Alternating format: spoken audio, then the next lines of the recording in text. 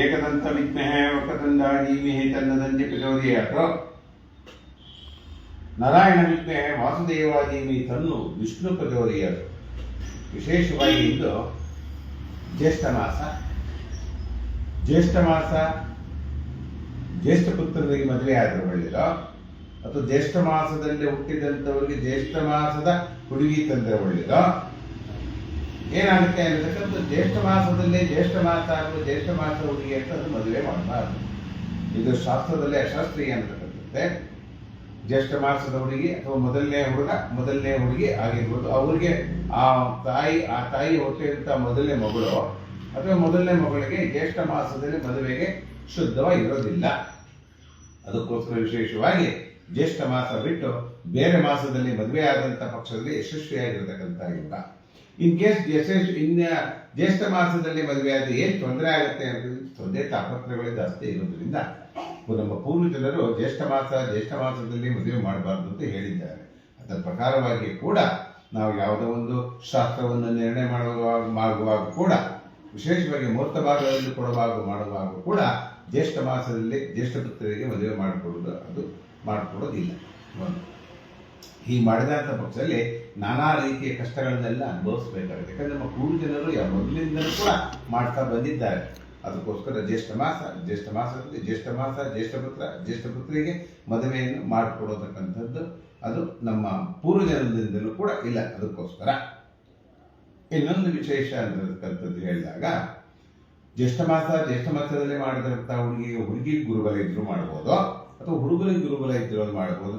ಮದುವೆ ವಿಚಾರ ಅಂತಕ್ಕಂಥದ್ದು ಬಂದಿದಾಗ ಹುಡುಗಿಗೆ ಗುರುಬಲ ಇದ್ದಾಗ ಮದುವೆ ಮಾಡತಕ್ಕಂಥದ್ದು ಒಳ್ಳೆಯದು. ಮದುವೆ ಮುಹೂರ್ತ ಕೊಡಬೇಕು ಅಂತ ಹುಡುಗಿ ಇಬ್ರಿಗೂ ಮುಹೂರ್ತ ಕೊಡಬೇಕು ಅಂತದಿದ್ರೆ ಮಾತ್ರ ಮದುವೆಗೆ ಸಸೂತ್ರವಾಗಿರುತ್ತೆ, ಜೀವನ ಪರ್ಯಂತವಾಗಿ ಒಳ್ಳೆಯದಾಗತಕ್ಕಂಥ ಯುಗ.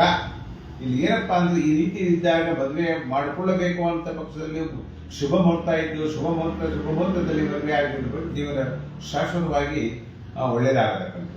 ಇಲ್ಲ ಅಂದ್ರೆ ನಾನಾ ರೀತಿಯ ಕಷ್ಟ ಕಾರ್ಪಣ್ಯಗಳೆಲ್ಲವೂ ಕೂಡ ಮಾಡತಕ್ಕಂಥದ್ದು ಇರುತ್ತೆ. ಅದಕ್ಕೋಸ್ಕರ ಯಾವುದೇ ಒಂದು ಪೂಜೆ ಪುರಸ್ಕಾರಗಳಂತೂ ಮದುವೆ ಮುಂಜಿ ಮತ್ತೊಂದು ಮಾಡುವಾಗ ಅಂತೂ ಕೂಡ ವಿಶೇಷವಾಗಿ ಮುಹೂರ್ತ ಭಾಗನ ಗುರುಬಲ ಇರಬೇಕು.